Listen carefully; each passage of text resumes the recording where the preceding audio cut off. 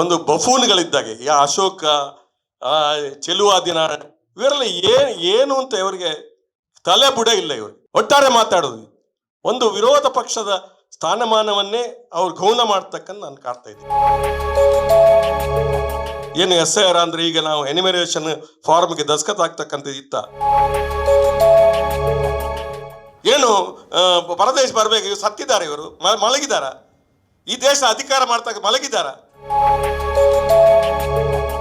ಸಮಗ್ರ ಮತದಾರರ ಪಟ್ಟಿ ಪರಿಷ್ಕರಣೆ ದಕ್ಷಿಣ ಕನ್ನಡ ಜಿಲ್ಲೆಯಲ್ಲಿ ಪ್ರಾಮಾಣಿಕವಾಗಿ ಪಕ್ಷಾತೀತವಾಗಿ ನಡೆದು ಯಾವೊಬ್ಬ ಅರ್ಹ ಮತದಾರರು ಪಟ್ಟಿಯಿಂದ ಬಿಟ್ಟು ಹೋಗದಿರುವ ನಿಟ್ಟಿನಲ್ಲಿ ನಡೆಯಬೇಕು ಎಂದು ಮಾಜಿ ಸಚಿವ ಹಾಗೂ ಕಾಂಗ್ರೆಸ್ ಹಿರಿಯ ಮುಖಂಡ ರಮಾನಾಥ ರೈ ಹೇಳಿದ್ದಾರೆ. ದಕ್ಷಿಣ ಕನ್ನಡ ಜಿಲ್ಲಾ ಕಾಂಗ್ರೆಸ್ ಕಚೇರಿಯಲ್ಲಿ ಜುಲೈ 8ರ ಬುಧವಾರ ಸುದ್ದಿಗೋಷ್ಠಿಯಲ್ಲಿ ಮಾತನಾಡಿದ ಅವರು, ಜನರು ಯಾವುದೇ ರೀತಿಯ ಅಪಪ್ರಚಾರಕ್ಕೆ ಕಿವಿಕೊಡಬಾರದು. ಪ್ರಜಾಪ್ರಭುತ್ವ ವ್ಯವಸ್ಥೆಯಲ್ಲಿ ಮತದಾನದ ಹಕ್ಕು ಪ್ರತಿಯೊಬ್ಬ ನಾಗರಿಕರ ಹಕ್ಕು. ಅರ್ಹ ಮತದಾರರನ್ನು ಯಾವುದೇ ಕಾರಣಕ್ಕೂ ಪಟ್ಟಿಯಿಂದ ಕೈಬಿಟ್ಟಲ್ಲಿ ಆತ ಜೀವಂತ ಇದ್ದರೂ ಸತ್ತ ಹಾಗೆ. ಅದಕ್ಕೆ ಅವಕಾಶ ಆಗದಂತೆ SIR ಪ್ರಕ್ರಿಯೆ ನಡೆಯಬೇಕಿದೆ ಎಂದು ಅವರು ಹೇಳಿದ್ದಾರೆ. ಬಹುಶಃ ನಮ್ಮ ಉದ್ದೇಶ ಇಷ್ಟೇ, ಅರ್ಹ ಮತದಾರರು ಮತದಾರ ಪಟ್ಟಿಯಿಂದ ದೂರ ಉಳಿಬಾರ್ದು. ಇದು ಮತ್ತೆ ನಾನು ಹೇಳ್ತಕ್ಕಂಥದ್ದು, ಅರ್ಹ ಮತದಾರರು ಮತದಾರ ಪಟ್ಟಿಯಿಂದ ಉಳಿತಕ್ಕಂಥ ಆಗ್ಬಾರ್ದು ಅಂತ ಹೇಳ್ತಕ್ಕಂಥದ್ದನ್ನು ನಾವು ಮಾಡುವಂಥದ್ದು. SIR ತಂದಿರ್ತಕ್ಕಂಥದ್ದು ಕೇಂದ್ರ ಸರ್ಕಾರ. ಇವತ್ತು ನಾನು ಪತ್ರಿಕೆಯಲ್ಲಿ ನೋಡ್ತಾ ಇದ್ದೀನಿ, ನ್ಯೂಸ್ ನೋಡ್ತಾ ಇದ್ದೀನಿ, ನಿಮಗೆ ಅನುಭವ ಬಂದಿದೆ ಅಂತ ನಾನು ತಿಳ್ಕೊಂಡಿದ್ದೀನಿ. ಇವತ್ತು ಅದರ ಮೇಲೆ ಒಂದು ನಾವು ಏನು ಹೇಳ್ತೀವಿ, ಮತದಾರ ಪಟ್ಟಿಯಿಂದ ತೆಗೆಯಬಾರ್ದು ಅಂತ ಹೇಳ್ತಕ್ಕ ನಮ್ಮ ಉದ್ದೇಶ, ಅದು ನಮ್ಮ ಅಪೇಕ್ಷೆ ಕೂಡ. ಅದು ಭಾರತೀಯ ಪ್ರಜಾಪ್ರಭುತ್ವ ವ್ಯವಸ್ಥೆಯಲ್ಲಿ ಪೌರನ ಹಾಕೋದು. ಆದರೆ ಕೆಲವು ಮಂದಿ ಒಂದು ಕುತಂತ್ರ ಮಾಡ್ತಾರೆ, ಅವ್ರನ್ನ ಮತದಾರ ಪಟ್ಟಿಯಿಂದ ತೆಗಿಬೇಕು ಅಂತ ಹೇಳ್ತಕ್ಕಂಥ ಪ್ರಯತ್ನ. ಅದಕ್ಕೆ ವೀಕ್ಷಕರನ್ನ ಹಾಕ್ಬೇಕು, ಹಾಗೆ ಹಾಕ್ಬೇಕು, ಹೀಗೆ ಬೇಕು, ಸುಳ್ಳು ಇದೆ ಅಂತ ಹೇಳಿ ಅವರು ಒಂದು ಅಪಪ್ರಚಾರ ಮಾಡ್ತಾರೆ. ನಮಗೊಂದು ಕಾಮನ್ ಸೆನ್ಸ್ ಇದೆ. ಬಹುಶಃ ಅವರು ಕೆಲವು ಜನ ಮಾತಾಡ್ತಕ್ಕಂಥದ್ದು ನನಗೆ ಅರ್ಥ ಆಗೋದಿಲ್ಲ. ಅದು ಏನು ಹೇಳ್ತಾರಂದ್ರೆ, ನಿಮಗೆಲ್ಲ ಗೊತ್ತಿದೆ, ಇವತ್ತು 2002ನೇ ಇಸ್ವಿಯಲ್ಲಿ ಯಾರು ಮತದಾರರು ಮತ ಹಾಕಿದ್ದಾರೆ ಅವರನ್ನು ಮ್ಯಾಪಿಂಗ್ ಮಾಡ್ತಕ್ಕಂಥ ಕೆಲಸ ಒಳ್ಳೆ ರೀತಿಯಲ್ಲಿ ಆಗಿದೆ. ಮ್ಯಾಪಿಂಗ್ ಅಂತ ಹೇಳಿದ್ರೆ ಈ ಒಂದು ಸಾಲ 2025ರಲ್ಲಿ ಬಹುಶಃ ಅವರು ಮತದಾರ ಪಟ್ಟಿ ನೇರವಾಗಿ ಅವರ ಹೆಸರು ಹಾಕಿ ಮುದ್ರಿತ ಆಗ್ತದೆ. ಈಗ SIR ಒಂದು ಪ್ರಚಾರಕ್ಕೆ ಇರ್ತಕ್ಕಂಥ ವಸ್ತು ಅಲ್ಲ, ಅದು ಹೇಗೆ ಆಗುತ್ತೆ ಅಂತ ಹೇಳಿ ಸ್ವಲ್ಪ ನಿಮಗೆ ಮಾಹಿತಿ ನಿಮಗೆ ಆಗಿದೆ. ಬಹುಶಃ ಕಷ್ಟದ ಕೆಲಸ ಆದರೂ ಕೂಡ ಇವತ್ತು ದೇಶದ ಸರ್ಕಾರ ಮಾಡ್ತಕ್ಕಂಥ ಈ ಕಾರ್ಯಕ್ರಮ, ಇದು ರಾಜ್ಯ ಸರ್ಕಾರದ ಒಂದು ಕಾರ್ಯಕ್ರಮ ಅಂತಲ್ಲ, ಹೌದು, ಈ SIR ಪ್ರಕರಣ ಬಹುಶಃ ಇದನ್ನು ಎನಿಮಿರೇಷನ್ ಮಾಡ್ತಕ್ಕಂಥದ್ದು, ಅದಕ್ಕೆ BLಗಳು ನೇಮಕಾತಿ ಮಾಡ್ತಕ್ಕಂಥದ್ದು ಬಹುಶಃ ರಾಜ್ಯದಲ್ಲಿ ಅದಕ್ಕೆ ಅಧಿಕಾರಿಗಳು ಬೇಕು. ಕೆಲವು ಜನ ಹೇಳ್ಬೋದು, ಅಧಿಕಾರಿಗಳು ಹೇಳಿದವರು ಯಾರು ಹೇಳಿದವರು. ನಾವು ಅದೇ ಕ್ಷೇತ್ರದ ಸಾಮಾನ್ಯವಾಗಿ ಸ್ಥಳೀಯ ಮಟ್ಟದ ಸ್ಕೂಲ್ ಟೀಚರ್ಸ್ ಇರ್ಬೋದು, ಅಂಗನವಾಡಿ ಟೀಚರ್ ಸ್ಥಳೀಯ ಮಟ್ಟದ, ನಾವು ಬೇರೆ ಊರಿಂದ ತಂದು ಅಲ್ಲಿ ಯಾರು ನೇಮಕಾತಿ ಮಾಡಿರ್ತಕ್ಕಂಥದ್ದಲ್ಲ. ಬಹುಶಃ ಅನುಭವದ ಕೊರತೆ ಇರ್ಬೋದು, ಆದರೆ ಅದಕ್ಕೆ ಸೂಕ್ತವಾದ ಮಾಹಿತಿಗಳನ್ನು ಪಡ್ಕೊಂಡು ಅವರು ಮಾಡ್ತಾ ಇರ್ತಕ್ಕಂಥದ್ದು ಇವತ್ತು ಹೇಳ್ತಾರೆ. ಈ ಭಾರತೀಯ ಜನತಾ ಪಕ್ಷದ ಮುಖಂಡರು ಅವರು ಮೂರ್ಖತನದ ಮಾತನ್ನ ಆಡ್ತಾ ಇದ್ದಾರೆ. ಕೆಲವರು ಏನು ಅಂತ ನನಗೆ ಅರ್ಥ ಇಲ್ಲ. ಇವನ್ ಅವರಿಗೆ ತಲೆಬುಡ ಇಲ್ಲದೆ ಮಾತಾಡ್ತಾರೆ, ಕೆಲವು ತಲೆಬುಡ ಇಲ್ಲದೆ ಮಾತಾಡ್ತಾರೆ. ಬಹುಶಃ ಇದರಲ್ಲಿ ಇದು ಬೇರೆ ದೇಶದವ್ರನ್ನ ಮತದಾರ ಪಟ್ಟಿಗೆ ಸೇರಿಸ್ತಾರೆ, ಹಾಗೆ ಹೀಗೆ ಅಂತೇಳಿ ಹೇಳ್ತಾರೆ. ಇದು ಯಾವ ರೀತಿಯಲ್ಲಿ ಆಗುತ್ತೆ ಅಂತ ನಾವು ಅವರ ಕೆಲವು ಉದಾಹರಣೆಯನ್ನು ಕೊಡ್ತಾರೆ. ಸಾಮೂಹಿಕವಾಗಿ ಮತಪತ್ರವನ್ನು ನೀವು ಭರ್ತಿ ಮಾಡ್ತಾ ಇದ್ದಾರೆ ಅಂತೇಳಿ ಕೆಲವು ಆರಾಧನಾ ಸ್ಥಳದಲ್ಲಿ ಮಸೀದಿಯ ಹೆಸರನ್ನು ಹೇಳ್ತಾರೆ, ಅಥವಾ ಬೇರೆ ಬೇರೆ. ಈಗ ನಾವು ತಿಳ್ಕೊಂಡಾಗೆ ಈಗ ಒಂದು ವಿಚಾರವನ್ನು ನಾನು ಹೇಳ್ತಕ್ಕಂಥದ್ದು, ಆನ್ಲೈನಲ್ಲಿ ಕೂಡ ನಾವು ಮತದಾರ ಪಟ್ಟಿಗೆ ಸೇರ್ಪಡೆ ಆಗ್ಬೋದು. ಇದು ಕಾಮನ್ ಸೆನ್ಸ್. ಆನ್ಲೈನ್ ಅಂದ್ರೆ ಏನು? ನನ್ನ ಅಡಿಗೆ ಕೋಣೆಯಲ್ಲಿ ನಿಂತು ನಾನು ಮತದಾರ ಪಟ್ಟಿಗೆ ಸೇರ್ಪಡೆ ಮಾಡ್ಬೋದು ಅಲ್ವಾ? ನೀವು ಪತ್ರಿಕಾ ಮಾಧ್ಯಮ ಸ್ನೇಹಿತರು ನಾನು ಕೇಳ್ತೀನಿ, ಸೇರಬಹುದು. ಅವನು ಆನ್ಲೈನ್ ನಲ್ಲಿ ಅವರ ಮತದಾರ ಪಟ್ಟಿಗೆ. ಆದರೆ ಮತದಾರ ಸೇರ್ಪಡೆ ಮಾಡ್ತಕ್ಕ BLO ಯಾವುದೇ ರಾಜಕೀಯ ಪಕ್ಷ ಸೇರಿದ ಅಂತ ಹೇಳಿ ನಾನು ಒಪ್ಲಿಕ್ಕೆ ತಯಾರ. ಅಷ್ಟು ಒಂದು ಬೂತಿಗೆ ಒಬ್ಬ ಅಂತ ಹೇಳಿದ್ರೆ ಸಾವಿರಾರು ಜನ ನೇಮಕಾತಿ, ಒಂದಲ್ಲ. ದಕ್ಷಿಣ ಕನ್ನಡದಲ್ಲಿ 249 ಜನ ಬೂತ್ ಏಜೆಂಟ್ ಬಂಟ್ವಾಳ ವಿಧಾನಸಭಾ ಕ್ಷೇತ್ರದಲ್ಲಿ ಇದ್ದಾರೆ. ಎಷ್ಟು? 249 ಬೂತ್ ಲೆವೆಲ್ ಆಫೀಸರ್ ಅಂದ್ರೆ ಸಣ್ಣ ಮಟ್ಟದ ಪಾಪ, ಅವರಿಗೆ ಕಷ್ಟ ಆದ್ರೂ ಕೂಡ ಅವರು ಪಾಪ ಕಷ್ಟದಲ್ಲಿ ಮಾಡ್ತಾ ಇದ್ದಾರೆ. ಬಹುಶಃ ಈ ತರ ಇದನ್ನ ಒಂದು ರಾಜಕೀಯ ಬೆರೆಸ್ಕೊಂಡು ಮತೀಯ ಭಾವನೆಯನ್ನು ಬೆರೆಸ್ಕೊಂಡು ಬಹುಶಃ ಜನರನ್ನು ಬಹುಶಃ ಮತದಾರ ಪಟ್ಟಿಯಿಂದ ಅವರನ್ನು ತೆಗಿಬೇಕು ಅಂತ ಹೇಳ್ತಕ್ಕಂಥ ದೃಷ್ಟಿಯಲ್ಲೇ ಈ ಒಂದು ಹುನ್ನಾರ ನಡೀತಾ ಇದೆ ಅಂತ ಹೇಳ್ತಕ್ಕಂಥ ನನ್ನ ಒಂದು ಅಭಿಪ್ರಾಯ.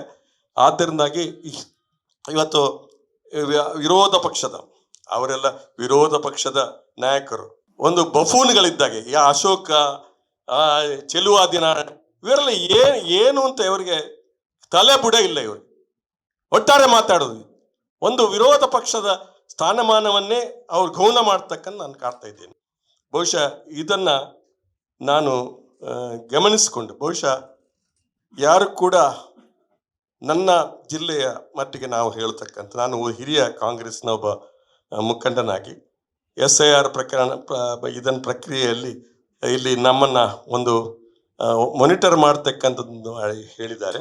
ಆ ಒಂದು ದೃಷ್ಟಿಯಲ್ಲಿ ನಾನು ಜನತೆಯಲ್ಲಿ ವಿನಂತಿ ಮಾಡ್ಕೊಳ್ತಕ್ಕಂಥದ್ದು, ಬಹುಶಃ ಇದಕ್ಕೆ ಯಾರು ಅದಕ್ಕೆ ತಲೆ ಕೆಡಿಸದೆ ಅಧಿಕಾರಿಗಳು ಯಾರು BL ಪ್ರಾಮಾಣಿಕವಾಗಿ ಪಕ್ಷಾತೀತವಾಗಿ ಯಾರ ಮಾತಿಗೂ ಕಿವಿಕೊಡದೆ ಒಂದು ಪ್ರಾಮಾಣಿಕವಾದ ರೀತಿಯಲ್ಲಿ ನಮ್ಮ ಜಿಲ್ಲೆಯಲ್ಲಿ SIR ಮತದಾರ ಪಟ್ಟಿ ಪರಿಷ್ಕರಣೆಯಲ್ಲಿ ಅರ್ಹ ಮತದಾರನ ಯಾವುದೇ ಕಾರಣಕ್ಕಾಗಿ ಅವರನ್ನು ತೆಗೆಯದಂತೆ ನೋಡ್ಕೊಳ್ತಕ್ಕಂಥದ್ದು ಭಾಳ ಮುಖ್ಯವಾಗಿರ್ತಕ್ಕಂಥ ಒಂದು ಕೆಲಸವನ್ನು ಎಲ್ಲರೂ ಮಾಡಬೇಕು ಅಂತೇಳಿ ನಾನು ತಮ್ಮ ಮೂಲಕ ಅವರು ವಿನಂತಿ ಮಾಡಿಕೊಳ್ತೇನೆ. ಜನರು ಕೂಡ ಅಷ್ಟೇ, ಯಾವುದೇ ಅಪಪ್ರಚಾರಕ್ಕೆ ಕೈಗೂಡದು.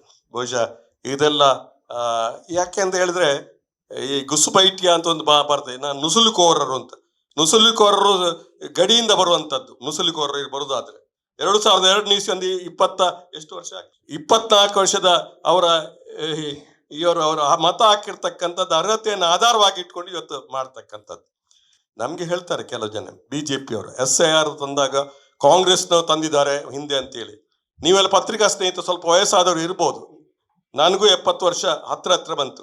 ನನಗೆ ಈ ಎನ್ಯುಮರೇಷನ್ ಪಟ್ಟಿಗೆ ಅರ್ಜಿಯಾಗಿ ದಸ್ಕತ್ ಆಗೋದು ನನಗೆ ಗೊತ್ತಿಲ್ಲ, ಇದು ಫಸ್ಟ್ ಆಗೋದು. 11 ಸಾರಿ SIR ಆಗಿದೆ ಅಂತ ಹೇಳ್ತಾರೆ. ನನ್ನ SIR 11 ಸಾರಿ ಆಗಿದೆ ಅಂತ. ಕಡೆಗೆ ಆಗಿರ್ತಕ್ಕಂಥ 2002 ಇಸ್ವಿಯಲ್ಲಿ, ಕಡೆಗೆ ಆಗಿರ್ತಕ್ಕಂಥ 2002 ಇಸ್ವಿಯಲ್ಲಿ ಅವ್ರು ಹೇಳ್ತಾರೆ ಯಾಕೆ ಕಾಂಗ್ರೆಸ್ ಇರುವಾಗ 1957ರಿಂದ ಈ ಒಂದು SIR ಪ್ರಕರಣ ಇದೆ, ಅವಾಗ ಅವರು ಕಾಂಗ್ರೆಸ್ ಮಾಡುವಾಗ ಯಾಕೆ ಮಾತಾಡಿಲ್ಲ ಅಂತ. ನಿಮ್ಗೆ ಗೊತ್ತಿದೆ, ನಿಮ್ಗೆ ಯಾರಾದರೂ 2002ನೇ ವರ್ಷದಲ್ಲಿ ಇದ್ದಂಥವ್ರು ನಿಮ್ಗೆ ಗೊತ್ತಿರ್ಬೋದು ಏನು SIR ಅಂದರೆ. ಈಗ ನಾವು ಎನಿಮರೇಷನ್ ಫಾರ್ಮ್ಗೆ ದಸ್ಕತ್ ಆಗ್ತಕ್ಕಂಥದ್ದು ಇತ್ತ, ಪರಿಷ್ಕರಣೆ ಆಗ್ತಾ ಇತ್ತು. ಮನೆಗೆ ಹೋಗಿ ಮತದಾರ ಪಟ್ಟಿಯನ್ನು ಸೇರ್ಪಡೆ ಮಾಡ್ತಕ್ಕಂಥದ್ದು ಕಾನ್ಸಮಾರಿ ಅಂತ ಹೇಳ್ತಿದ್ರು, ಕಾನ್ಸಮಾರಿ ಅಂತೇಳಿ ನಮ್ಮ ಮನೆ ಜನರನ್ನ ಅಂಕಿಅಂಶ ಗುರುತು ಮಾಡ್ತಕ್ಕಂಥ ಒಂದು ಕಾರ್ಯಕ್ರಮ ಆ ರೀತಿಯಲ್ಲಿ ಆಗ್ತಿತ್ತು ಅಲ್ವಾ? ಹೌದಾದ್ರೆ ಹೌದೇನೆ, ಅಲ್ಲ ಅಂತಂದ್ರೆ ನನಗೆ ನನ್ನ ಪ್ರಶ್ನೆಗೆ ನಾನು ಹೇಳಿ ತಪ್ಪು ಅಂತ ಹೇಳಿ ನಾನು ಸ್ವೀಕಾರ ಮಾಡ್ತೇನೆ. ಈ ಥರ ಯಾಕಂದ್ರೆ ಜನರಿಗೆ ತೊಂದರೆ ಆಗಬೇಕು ಅನ್ನುವಂಥ ದೃಷ್ಟಿಯನ್ನು ಮಾಡಿರ್ತಕ್ಕಂಥದ್ದು. ಬಹುಶಃ ಅದನ್ನು ಯಾವುದೇ ಸರ್ಕಾರ ಇರ್ಬೋದು ಇವತ್ತು ಅದನ್ನು ಪ್ರಾಮಾಣಿಕವಾಗಿ ಮಾಡಬೇಕು ಅಂತ ಪ್ರಯತ್ನ ಮಾಡ್ತಕ್ಕಂಥ ಸಂದರ್ಭದಲ್ಲಿ SIR ಪ್ರಕ್ರಿಯೆಯಲ್ಲೂ ಕೋಮುವಾದ ರಾಜಕೀಯ ಬೆರೆಸುವ ಕಾರ್ಯ ಬಿಜೆಪಿಯಿಂದ ನಡೆಯುತ್ತಿದೆ ಎಂದು ಸುದ್ದಿಗಾರರ ಪ್ರಶ್ನೆಯೊಂದಕ್ಕೆ ಉತ್ತರಿಸಿದ ರಮಾನಾಥ ರೈ, ನಮ್ಮ ಜಿಲ್ಲೆಯಲ್ಲಿ ಪಾರದರ್ಶಕವಾಗಿ SIR ಪ್ರಕ್ರಿಯೆ ನಡೆದು ರಾಜ್ಯಕ್ಕೆ ನಂಬರ್ 1 ಆಗಿ ಮತದಾರರ ಪಟ್ಟಿ ಪರಿಷ್ಕರಣೆಯಾಗುವ ಭರವಸೆ ನನಗಿದೆ ಎಂದು ಅವರು ಹೇಳಿದರು. ನಮ್ಮಲ್ಲಿ ನಡೀಲಿಕ್ಕೆ ಆಗುವುದಿಲ್ಲ, ನಮ್ಮಲ್ಲಿ ನಡೆಯಿಲ್ಲ. ಅದಕ್ಕಾಗಿ ನಾನು ಹೇಳಿದ್ದೇನೆ, ನಮ್ಮ ಜಿಲ್ಲೆಯಲ್ಲಿ ನೀವು ಪತ್ರಿಕಾ ಮಾಧ್ಯಮದವರು ನಾವು ಒಟ್ಟು ಸೇರಿದ್ರೆ ಇದು ಈ ಜಿಲ್ಲೆ ನಂಬರ್ 1 ಜಿಲ್ಲೆ ಆಗ್ತದೆ. SIR ಪ್ರಕರಣದಲ್ಲಿ ಒಂದು ಪಾರದರ್ಶಕವಾದಂಥ ಮತದಾರ ಪಟ್ಟಿಯ ಪರಿಷ್ಕರಣೆ ಆಗುತ್ತೆ, ಇದು ನನ್ನ ವಿಶ್ವಾಸ. ಯಾವ ಸಂಶಯ ಇಲ್ಲ. ಸಂಶಯ ವ್ಯಕ್ತಪಡಿಸುವಾಗ ನಾನು ನಮಗೆ ಸಂಶಯ ಇಲ್ಲ.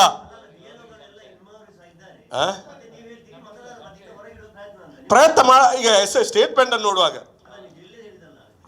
ಸ್ಟೇಟ್ಮೆಂಟ್ ನೋಡ್ತಾರಲ್ಲ, ಇವತ್ತು ಗುಸ್ಬೈಟಿ ಅಂದ್ರೆ ಎಷ್ಟು ಕೆಲವು ಜನ ಲಕ್ಷಾಂತರ ಅಂತ ಏನ್ರಿ ಲಕ್ಷಾಂತರ ಜನ ಏನು ಪರದೇಶ ಬರಬೇಕು, ಸತ್ತಿದ್ದಾರೆ ಇವರು, ಮಲಗಿದಾರ, ಈ ದೇಶ ಅಧಿಕಾರ ಮಾಡ್ತಕ್ಕ ಮಲಗಿದಾರ, ಅವರು ಶಯನ ಸ್ಥಿತಿಯಲ್ಲಿದ್ದಾರ, ಹೊರದೇಶದವರು ಇಷ್ಟು ಬರಬೇಕಾದ್ರೆ ಏನು ಇವರು ಮಾತಾಡ್ತಾರಲ್ಲ, ತಲೆಬುಡಿಯಲ್ಲಿ ಮಾತಾಡ್ತಾರಲ್ಲ, ಮೂರ್ಖತನದ ಮಾತಲ್ಲ ಇವರು.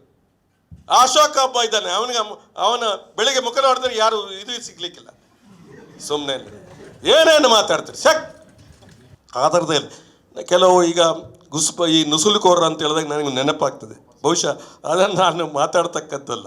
ಏನಂತಂದರೆ ಮಿಲಿಟ್ರಿಯವರ ಕೈಯಲ್ಲಿದೆ, ನಮ್ಮ ಪ್ರಧಾನಮಂತ್ರಿಯವರು ಭಾಷಣ ಮಾಡಿದ್ರು, ಮಿಲಿಟ್ರಿಯವರ ಕೈಯಲ್ಲಿದೆ, ಇಂಟೆಲಿಜೆನ್ಸ್ ಇವರ ಕೈಯಲ್ಲಿದೆ, ಪೊಲೀಸ್ ಇವರ ಕೈಯಲ್ಲಿದೆ, ರಿಸರ್ವ್ ಬ್ಯಾಂಕ್ ಇವರ ಕೈಯಲ್ಲಿದೆ, ಮತ್ತೆ ಹೇಗೆ ನುಸುಳುಕೋರರು ಬರ್ತಾರೆ ಅಂತೇಳಿ ನಮ್ಗೆ ಭಾಷಣ ಮಾಡ್ತಿದ್ದರು ನಮ್ಮ UPA ಸರ್ಕಾರ ಇದ್ದಾಗ.